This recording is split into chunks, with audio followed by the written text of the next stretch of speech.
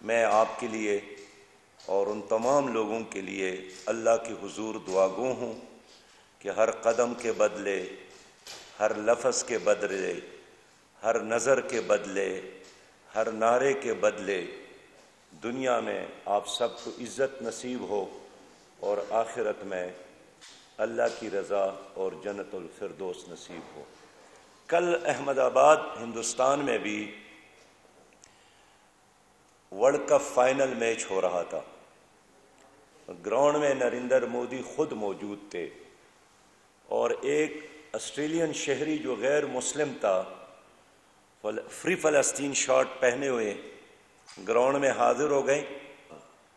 2 ارب انسانوں نے ان کو دیکھا اور میں سمجھتا ہوں کہ کل کا میچ آسٹریلیا نے نہیں بلکہ مسٹر جان نے جیتا ہے کہ اپنے عمل سے، اپنے کردار سے، حال یہ ہے کہ ان کا فلسطینیوں کے ساتھ کوئی دینی یا مذہبی تعلق بھی نہیں تھا، غیر مسلم تھا، لیکن انسان ہونے کے ناطے جس غیرت کا مظاہرہ کیا گیا، گرفتار ہوا، لیکن دنیا بھر کے لوگوں کو اس نے اپنا پیغام پہنچایا۔ کم از کم اس وقت 1,20,000 لوگ تو گراؤنڈ میں موجود تھے۔ میں سمجھتا ہوں کہ یہ اکیلا مسٹر جان ہمارے اس بے جان حکمرانوں سے بہتر ہے جو اپنے بے انتہا وسائل کے ساتھ، اثر اور رسوخ کے ساتھ اس بڑے سانحے پر خاموش ہیں اور منافقت کا کردار ادا کر رہے ہیں۔ میں آج ایک بار پھر اعلان کرتا ہوں کہ ہم نے فلسطینیوں کی حمایت میں اس جدوجہد کو جاری رکھنا ہے۔ جماعت اسلامی نے کراچی مارچ کیا، اسلام آباد مارچ کیا، کل لاہور غزہ مارچ ہوا اور اسی طرح انشاءاللہ ہم 23 نومبر کو اسلام آباد میں بچوں کا ایک عظیم الشان غزہ مارچ کر رہے ہیں۔ ویسے بھی آج عالمی سطح پر دنیا بچوں کا عالمی دن منا رہی ہے۔ آج دنیا میں بچوں کا عالمی دن ہے اور اسی حوالے سے میں اعلان کر رہا ہوں کہ کل انشاءاللہ تعالیٰ 23 نومبر کو انشاءاللہ تعالیٰ بہت بڑا عظیم الشان پروگرام ہوگا۔ اسلام آباد کے بچے اور بچیاں شریک ہوں گی، کیونکہ غزہ میں بچے شہید ہو رہے ہیں، تو ان بچوں کے تذکرے کے طور پر، ان سے یکجہتی کے طور پر، ان سے ہمدردی کے طور پر اسلام آباد کے بچے اس غزہ مارچ میں شریک ہوں گے۔ لیکن آج جب دنیا عالمی دن منا رہی ہے تو میں ان سے پوچھنا چاہتا ہوں کہ کیا دنیا کو یہ معصوم فلسطینی بچے نظر آ رہے ہیں جو آج تک 4,300 کے تعداد میں شہید ہو گئے اور جو 30,000 سے زیادہ لوگ زخمی ہیں، اس میں بھی 8,000 سے زیادہ بچے ہیں۔ فلسطین اور غزہ میں ہزاروں ایسے بچے ہیں، غنچے ہیں جو بن قلعے مر جا گئے، ایسے ہزاروں بچے ہیں جو کفن کے بغیر دفنائے گئے، ہزاروں ایسے بچے ہیں کہ پیدائش کے بعد اپنی ماں کا ایک قطرہ دودھ بھی نہیں پی سکے اور اس دنیا سے رحلت کر گئے۔ کتنے ایسے بچے ہیں جو ماؤں کے پیٹ میں تھے اور بارود کی آگ نے اس کو وہاں ہی ان کو جلایا اور بمباری کی وجہ سے ان کے پرخچے اڑ گئے، انہوں نے اپنی ماں کا شکل بھی نہیں دیکھا، انہوں نے اپنے والد کو بھی نہیں دیکھا، انہوں نے اس دنیا کی روشنی کو بھی نہیں دیکھی۔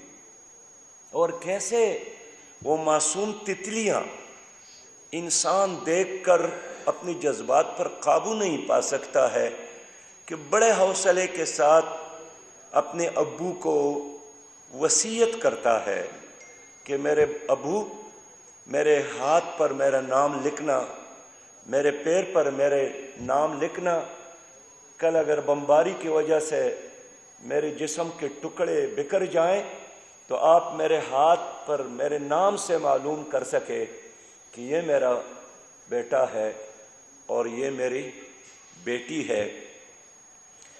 میں اس لیے کہنا چاہتا ہوں کہ کتنے آفتاب ڈوب گئے اور کتنے مہتاب ڈوب گئے غزہ کے اس ملبے میں، اور جو 3700 لوگ لاپتہ ہے اس میں بھی زیادہ تر بچے اور خواتین ہیں، اور زیادہ امکان یہی ہے کہ یہ ملبے تلے دب گئے ہیں جس کے نکالنے کی اب تک کوئی صورت نہیں نکلی ہے۔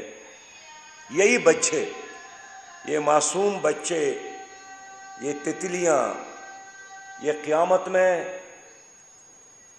کیا ہمارے گریبانوں میں ہاتھ نہیں ڈالیں گے کہ جب دشمن ہمیں جلا رہے تھے، جب دشمن ہم پر بمباری کر رہے تھے، جب دشمن ہمارا قتل کر رہا تھا، اور ہمارا جرم صرف یہی تھا کہ ہم مسلمان ہیں، ہمارا جرم صرف یہی تھا کہ ہم فلسطینی ہیں، تو آپ کیا کر رہے ہیں؟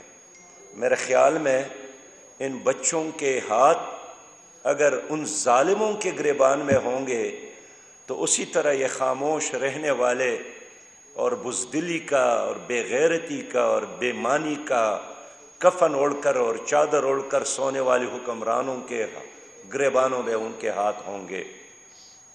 پاکستانی بچے بھی اسی طرح مظلوم ہیں، اس لیے کہ آج عالمی دن ہے تو بچوں پہ بات ضرور کروں کہ پاکستان میں کروڑوں بچے غذائی قلت کے شکار ہیں۔ خاص کر ہماری صوبہ سندھ میں ترکا ایک ایسا علاقہ ہے جہاں ہر سال غربت اور بھوک اور غذا کی قلت کی وجہ سے ہزاروں بچے مرتے ہیں۔ حال یہ ہے کہ وہاں ایک طویل عرصے سے پیپلز پارٹی کی حکمرانی ہے، 15 سال تو تسلسل کے ساتھ یہ پارٹی رہی حکومت میں، تو ان کے کتے مزے کرتے ہیں، ان کی بلیاں بھی مزے کرتے ہیں، ان کے گھوڑے بھی مزے کرتے ہیں، لیکن وہ ترک بچوں کا مسئلہ حل نہیں کر سکے۔ کیا ہمارے 2.50 کروڑ بچے سوال کرنے میں حق بجانب نہیں ہیں کہ جب دنیا نے چاند پر قدم رکھا، دنیا مریخ کی طرف جا رہی ہے اور ہم یہاں تعلیم سے محروم ہیں، تعلیم کے روشنی سے محروم ہیں، صاف پانی سے محروم ہیں، بروقت علاج سے محروم ہیں۔ میں سمجھتا ہوں کہ یہ صورتحال ہمارے ان حکمرانوں اور اداروں کی منہ پر ایک تمانچہ ہے جو ہر وقت یہ رپورٹ دیتے ہیں کہ سب اچھا ہے، اور بالکل چاروں طرف ان کو خوشحالی اور ہریالی نظر آ رہی ہے۔ صحیح بات یہ ہے کہ ان کا عوام کے ساتھ کوئی رابطہ نہیں ہے، ان کا اس فرش پر رہنے والوں کے ساتھ کوئی رابطہ نہیں ہے، وہ پروٹوکول کی اتنے دائروں میں بند ہے کہ ان کو عام آدمی کا آواز ہی نہیں پہنچ رہی ہے۔ ہمارا وعدہ ہے جماعت اسلامی کی حکومت آئے گی انشاءاللہ تعالی تو ہم ان بچوں کے مسائل حل کریں گے۔ ہمارے لیے ماڈل اور نمونہ حضرت عمر رضی اللہ تعالیٰ عنہ کی وہ حکومت ہے کہ بچے کے پیدائش کے ساتھ ہی ان کے لیے وظیفہ وہ مقرر کرتے تھے، اور یہی فرمان ہے کہ حکومت ہر لاوارث بچے کی وارث ہے، ان کی کفالت کرنا، علاج کا انتظام کرنا، بہترین تعلیم دینا، یہ ریاست کی ذمہ داری ہے۔ اور ہم نے پڑھا ہے کہ خلافت کے زمانے میں جب یہ وسائل نہیں تھے تو وقت کے خلیفہ نے حکم دیا تھا کہ اونٹ پر استاد اور ان کے ساتھ کتابیں، اور وہ گلیوں اور دیہاتوں میں جاتے تھے، ایک ایک دیہات اور ایک ایک علاقے میں 2 اور 3 مہینے اور 6 مہینے گزارتے تھے، لوگوں کو پڑھاتے تھے۔ میرے خیال میں یہ اس زمانے کا، آج اگر اونٹ اتنا استعمال نہیں ہے لیکن یہ اس زمانے کا جہاز بھی تھا، یہ اس زمانے کی سب سے بہترین سواری تھی۔ تو میں اپنے بچوں سے وعدہ کرتا ہوں کہ جماعت اسلامی کی حکومت آئے گی انشاءاللہ تعالی، آپ کی ضرورت کے مطابق آپ کو خوراک بھی، تعلیم بھی، علاج کی سہولت بھی ملے گی اور ہر وہ چیز آپ کے قدموں میں ہوگی جو اس دنیا میں آپ کی ضرورت ہے۔ محترم معزز صحافی حضرات، 6 سالوں سے اس ملک میں جماعت اسلامی مہنگائی اور بے روزگاری اور کرپشن کے خلاف مہم چلا رہی ہے۔ ہماری یہ مہم کسی فرد کے خلاف نہیں ہے، ہماری یہ مہم ان اقدامات کے خلاف ہے، ان پالیسیوں کے خلاف ہے جس کے نتیجے میں عام آدمی متاثر ہوتا ہے۔ یہ ہماری تحریک گزشتہ حکمرانوں اور آج کے حکمرانوں کے ورلڈ بینک اور IMF کے غلامی کی اس پالیسی کے خلاف ہے، جس کا مقصد یہی ہے کہ عام آدمی کو نچوڑو، ان کے جیب پر ڈاکہ ڈالو، ان کا خون پسینہ جو بہا رہا ہے اور جو کما رہا ہے وہ ان سے لے کر IMF کے قرضے ادا کرو، سودی قرضے ادا کرو، اور IMF کے احکامات پر حکومتیں ہیں جو مہنگائی کے کوڑے برسا رہی ہیں، جس کی وجہ سے عام انسان کے لیے زندہ رہنا مشکل ہو گیا، بچوں کو پڑھانا مشکل ہو گیا، والدین کا علاج مشکل ہو گیا، گھر کا بل ادا کرنا مشکل ہو گیا۔ یعنی اندازہ کر لے کہ پانی جو ایک نعمت ہے، جو ہر انسان کا حق ہے، اور پانی باہر کی دنیا سے حکومت درآمد نہیں کر رہی ہے، آج پانی کی قیمت میں بھی 100% اضافہ کیا۔ 4000 بل جن گھروں کا آتا تھا، اب وہاں حکومت 25,000 کا بل بیچتی ہے۔ اور کیوں بیچتی ہیں؟ کہتی ہے کہ آپ کے گھر میں اتنے واش روم ہیں، تو کیا پانی باہر سے آ رہا ہے؟ کیا یہ ڈالرز میں مل رہا ہے؟ اللہ نے تو ہمیں 5 دریاؤں سے نوازا ہے اور پانی تو پاؤں تلے موجود ہے۔ میرے پاس ایک ہسپٹل کا یہ پانی کا بل ہے اس وقت جو میرے ہاتھ میں ہے، یعنی ہر کمرے میں جو ایک باتھ روم ہے اس پر 2500 ٹیکس انہوں نے بڑھایا ہے، اور اسی طرح ہر گھر میں جو ایک واش روم یا باتھ روم ہے اس کی حساب سے اب بل آئے گا، اور ہر گھر میں وہ سروے کرتا ہے کتنے باتھ روم ہیں، اور اسی مناسبت سے تو یہ ایک ہسپٹل ہے جس کا بل آتا تھا عمومی طور 50,000، اب نئے پالیسی کی تحت ان کا بل اب آ رہا ہے 2,50,000۔ تو اب مجھے بتائیں ان کا اثر کس پر پڑے گا؟ اس کا اثر عام پاکستانی پر پڑے گا، مریض پر پڑے گا۔ تو جو کمرہ 800 روپے میں اویلیبل تھا اب اس کی قیمت میں اضافہ ہوگا، تو لے دے کہ آخری جو بوجھ ہے وہ عام پاکستانی پر آتا ہے۔ تو پانی کی قیمت میں کیوں اضافہ کیا؟ میں حکومت سے پوچھنا چاہتا ہوں، کیا آپ کے ساتھ دلیل ہے؟ کس پارلیمنٹ میں فیصلہ ہوا؟ کس کیبنٹ کے اجلاس میں فیصلہ ہوا کہ IMF کے ڈکٹیشن اور ایڈوائس پر آنکھیں بند کر کے اب جا رہے ہیں؟ ہم اس طرح کی پالیسیاں بالکل منظور نہیں ہیں، ہم اس کو مسترد کرتے ہیں، یہ استحصال ہے۔ اس طرح ظلم تو انگریزوں نے بھی اس علاقے کے لوگوں کے ساتھ نہیں کیا تھا، اس طرح ظلم تو روسیوں نے افغانستان میں نہیں کیا تھا وہاں کے باشندوں کے ساتھ، جس طرح ظلم یہ حکومت IMF اور ورلڈ بینک کے کہنے پر کر رہی ہے۔ اور جب IMF کا بابو کہتا ہے کہ یہ حکومت بہت اچھی ہے اور کارکردگی اچھی ہے، تو اس کا مطلب یہی ہے کہ اس حکومت نے عوام کا گلا اتنا دبایا ہے کہ وہ اب سانس نہیں لے سکتا ہے۔ اس حکومت نے بجلی کی قیمتوں میں اضافہ کیا اور بے انتہا اضافہ کیا، اور عجیب حکومت ہے کہ گرمیوں میں بجلی کی ضرورت ہوتی ہے تو بجلی کی قیمتوں میں اضافہ، اور سردیوں میں گیس کی ضرورت ہوتی ہے تو گیس کی قیمتوں میں اضافہ۔ حال یہ ہے کہ ہمارے ہاں بجلی مہنگی نہیں ہے، سستی بنتی ہے، اس پہ فی یونٹ کم خرچ آتا ہے، لیکن 15 اقسام کے ٹیکسز لگا کر ان کی قیمتوں میں اضافہ ہوتا ہے۔ گیس کی قیمتوں میں بغیر کسی وجہ کے 480% اضافہ ہوا، پیٹرولیم مصنوعات کی قیمتوں میں بین الاقوامی سطح پر تو کمی آئی ہے، لیکن اس کمی سے پاکستان کے عام شہری کو کوئی فائدہ نہیں پہنچتا ہے، لیکن تھوڑا اضافہ ہوتا ہے تو واویلا مچاتی ہے کہ اب اضافہ ہوا تو ہم مجبور ہے۔ میں اس لیے کہنا چاہتا ہوں کہ یہ غلام ابن غلام حکومتیں ہیں جنہوں نے ورلڈ بینک اور IMF کے کہنے پر پاکستان لوگوں کے لیے تنگ کیا ہے، زندگی کو مشکل اور دشوار بنایا ہے۔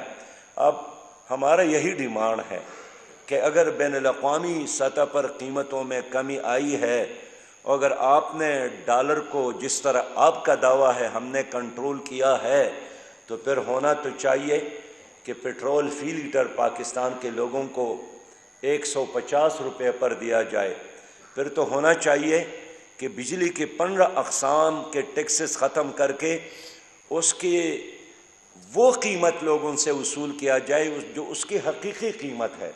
یعنی اگر ایک انسان 100 یونٹ استعمال کرتا ہے بجلی کا تو اس کی قیمت آپ ان سے وصول کریں، بجائے یہ کہ 100 یونٹ میں استعمال کروں اور آپ 15 اقسام کے مزید ٹیکسز اس پر ڈال کر میرے لیے ایک بلب اپنے کمرے میں جلانا اور روشن کرنا ناممکن بنا دے۔ نگران حکومت نے خوردنوش کے چیزوں کی قیمتوں میں بھی اضافہ کیا۔ چینے کی قیمتوں میں اضافہ 155 روپے فی کلو ہے، آٹا کی قیمتوں میں اضافہ 140 روپیہ فی کلو ہے، دوائی کی قیمتوں میں 300% اضافہ کیا۔ میں خبردار کرنا چاہتا ہوں کہ یہ نگران حکومت کا اختیار ہی نہیں ہے، اس کا صرف ایک کام ہے اور وہ یہ کہ وہ شفاف الیکشن کا انعقاد کر کے چلی جائے۔ ان کا کام ہمارے مستقبل کے لیے پالیسیاں بنانا نہیں ہے، یہ مینڈیٹ تمہارا نہیں ہے۔ نہ آپ کے ساتھ اسمبلی فلور موجود ہے، نہ آپ کے مجالس میں عوامی نمائندگان موجود ہے، تو ایک سیکرٹری صاحب اور وزیر صاحب بیٹھ کر IMF کے کہنے پر جو ہمارے لیے پالیسیاں بناتے ہیں اس کو ہم مسترد کرتے ہیں۔ میں اس لیے چاہتا ہوں کہ اس وقت ملک کی ضرورت ہے ایک شفاف الیکشن۔ انشاءاللہ تعالی آئندہ الیکشن کے لیے جماعت اسلامی بھرپور تیاری کر رہی ہے۔ ہم ہر حلقے میں اپنی امیدوار کو لا رہے ہیں، اور میں کہنا چاہتا ہوں کہ اگر 2024 کا الیکشن بھی 2018 کی طرح ہوا تو یہ پاکستان کے لیے تباہ کن ہوگا۔ ہم سرویز کرتے ہیں، ہم عوام کو دیکھتے ہیں، جماعت اسلامی کے گراف میں اضافہ ہوا ہے، لوگوں کا ایک زبردست رجوع ہے، نوجوانوں اور خواتین میں جماعت اسلامی بہت مقبول ہے۔ اس لیے کسی بھی قیمت پر ہم نہیں چاہیں گے کہ ایک بار پھر ہمارے عوام کے مینڈیٹ کو کوئی چوری کرے اور ایک جعلی حکومت بنائے۔ جعلی حکومت بنتی ہے تو چلتی نہیں ہے، جعلی حکومتیں بنتی ہیں ڈیلیور نہیں کر پاتی، جعلی حکومتیں بنتی ہیں تو IMF کے غلامی کے علاوہ اس کو اور کوئی گھر نہیں آتی، جعلی حکومت بنتی ہے تو پاکستان کا پاسپورٹ وہ دنیا کا کمزور ترین پاسپورٹ بنتا ہے، جعلی حکومت بنتی ہے تو پاکستان میں شرح تعلیم میں بہتری نہیں آتی، شرح غربت میں کمی نہیں آتی، شرح مہنگائی میں کمی نہیں آتی، اس لیے کہ وہ جعلی حکومت ہوتی ہے۔ تو جس طرح جعلی دوائی سے کوئی بیماری ٹھیک نہیں ہوتی، اس طرح جعلی حکومتوں سے عوام کے مسائل حل نہیں ہوتے۔ محترم صاحب حضرات، جماعت اسلامی نے اس لیے فیصلہ کیا ہے کہ ہم انشاءاللہ تعالی عوامی جدوجہد کو جاری رکھیں گے، عوام کے مسائل کے لیے مسلسل مہم چلائیں گے۔ جماعت اسلامی انشاءاللہ تعالی پنجاب میں، سندھ میں، بلوچستان میں اور سندھ میں عوامی مسائل پر عوام کی ترجمانی کر رہی ہے۔ 22 نومبر کو پشاور میں نوجوانوں کا جلسہ ہے، انشاءاللہ میں خود اس میں شریک ہوں گا۔ 23 نومبر کو بچوں کا بہت بڑا مارچ ہے اسلام آباد میں۔ 24 نومبر کو چینوٹ میں بہت بڑا جلسہ ہے۔ 25 نومبر کو پاک پتن میں بہت بڑا جلسہ ہے، 26 اور 27 نومبر کو جنوبی پنجاب میں عوامی مسائل پر ہمارا روڈ کاروان ہوگا۔ میں خود انشاءاللہ تعالی اس میں شرکت کروں گا۔ میں عوام کو یقین دلاتا ہوں کہ مایوس ہونے کی ضرورت نہیں ہے۔ پاکستان کو اللہ تعالیٰ نے اتنا کچھ دیا ہے کہ اگر یہاں دیانتدار حکومت ہو، اللہ نے پاکستان کو اتنے معدنیات دیا ہے کہ اگر یہاں باصلاحیت حکومت ہو تو ہمارے معدنیات، ہماری ریسورسز، ہمارا پانی، ہمارا زرخیز مٹی ہمارے لیے کافی ہے۔ ہمیں ورلڈ بینک کی ضرورت نہیں ہے قرضوں کی، ہمیں IMF کی ضرورت نہیں ہے غلامی کی۔ ہمیں کشکول توڑنا پڑے گا، اپنے پاؤں پہ کھڑا ہونا پڑے گا، اور وقت آئے گا انشاءاللہ جماعت اسلامی کی یہ کیپیسٹی اور صلاحیت ہے کہ اپنے ملک کے عوام کو ایک clean Pakistan, green Pakistan, corruption free Pakistan دے دے۔ بہت شکریہ۔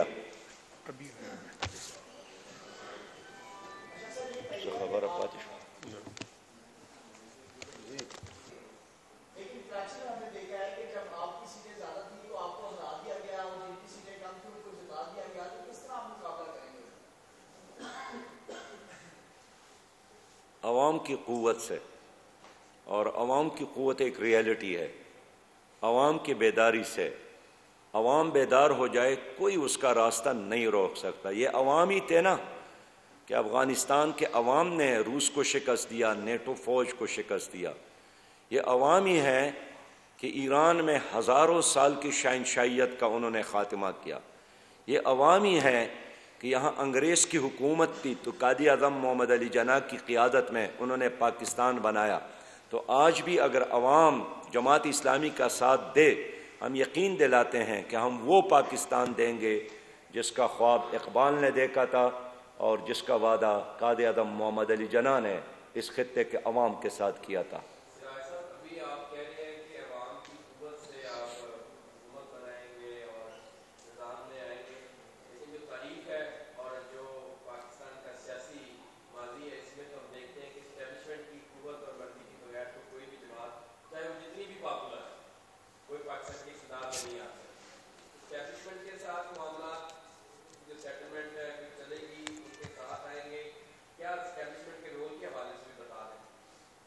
اسٹیبلشمنٹ کا رول بالکل آئین میں متعین ہے، اور فوج کا کام ملک کے سرحدوں کی حفاظت ہے۔ فوج کا جو بھی جرنیل حلف اٹھاتا ہے اس میں یہی ہے کہ میں اس آئین کے مطابق چلوں گا۔ ہم یہی چاہتے ہیں کہ پاکستان کی جتنے ادارے ہیں، وہ الیکشن کمیشن ہو، وہ سپریم کورٹ ہو، یا اسٹیبلشمنٹ ہو، یا احتساب کے ادارے ہو، یہ اپنے حلف کے مطابق غیر جانبدار رہے، اس لیے کہ یہ کسی پارٹی کے نہیں ہیں، یہ 25 کروڑ عوام کے ہیں، اور جیسا جیسا یہ غیر جانبدار اور سالس بنیں گے اتنی اس کی عزت میں اضافہ اور ان کی قوت میں اضافہ اور اس کے بہتر امیج میں اضافہ ہوگا۔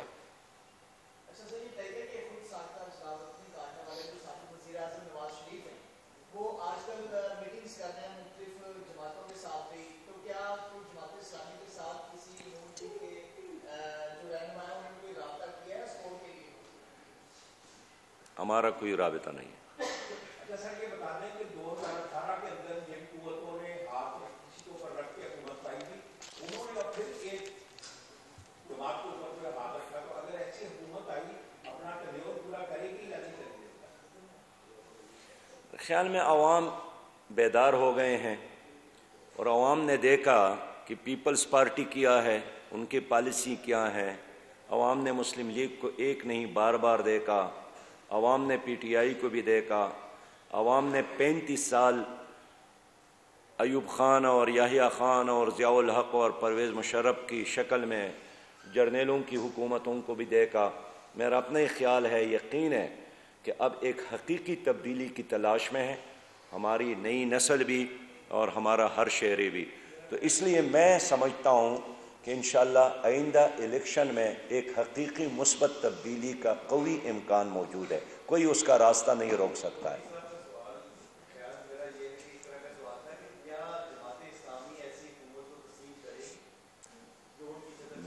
کی حکومت کی بات کیوں کروں؟ میں اس امید میں ہوں کہ جماعت اسلامی کی حکومت آئے گی، تو اپنی حکومت کو تو مضبوط کرنا ہے، میں نے آگے بڑھانا ہے، آگے چلانا ہے۔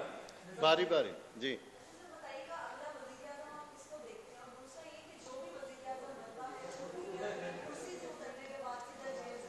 اگلا وزیر اعظم جماعت اسلامی کا ہوگا۔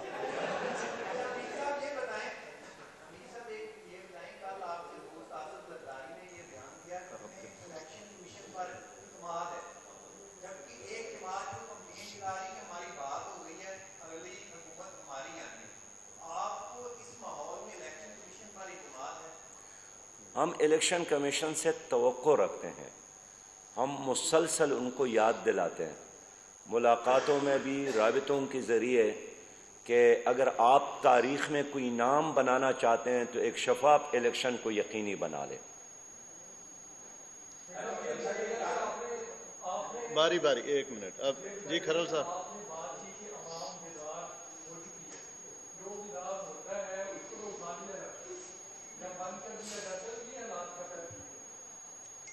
عوام بیدار تھے نا، کل آپ نے فضا مارچ میں دیکھا، میں اس عوام کی بات کر رہا ہوں جو اس ملک میں حقیقی تبدیلی کے لیے کسی فرد یا خاندان کے غلام نہیں ہے، وہ کسی خاندان کے بنگلوں کی طواف نہیں کرتے ہیں، وہ قانون کی حکمرانی چاہتے ہیں، وہ عدل اور انصاف چاہتے ہیں، وہ حقیقی آزادی چاہتے ہیں۔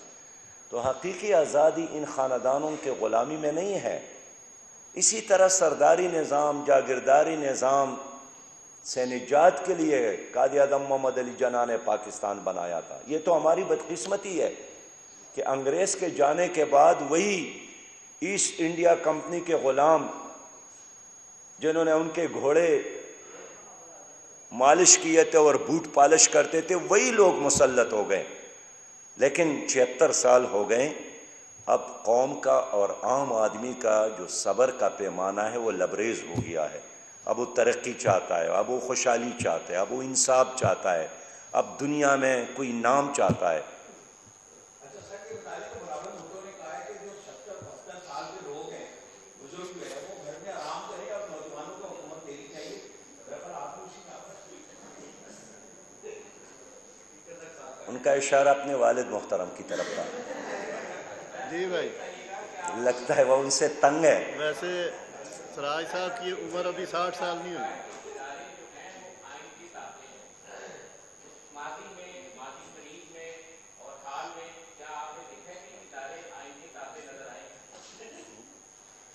ہماری کوشش ہے، ہماری تحریک ہے، ہماری جدوجہد ہے، اور اس کا اثر ہوگا انشاءاللہ تعالی۔ اگر یہ تمام ادارے اپنا اپنا کام کرتے تو پاکستان تقسیم نہ ہوتا، پاکستان IMF اور ورلڈ بینک کا غلام نہ ہوتا، پاکستان کا پاسپورٹ دنیا بھر میں کمزور ترین پاسپورٹ نہ ہوتا، ہماری روپیاں کاغذ کے ایک ٹکڑا نہ بنتا۔ یہ تو اس وجہ سے ہے کہ ڈاکٹر ہاسپٹل کے بارے میں نہیں سوچتا ہے، استاد اسکول کے بارے میں نہیں سوچتا ہے، چیف سیکرٹری اپنے دفتر کے بارے میں نہیں سوچتا ہے، ایک جج اپنے عدالت کے بارے میں نہیں سوچتا ہے، ایک جرنیل صاحب اپنے کام کے بارے میں۔ اس لیے ہم چاہتے ہیں کہ ہر کوئی اپنا کام کرے، پاکستان ترقی کرے گا۔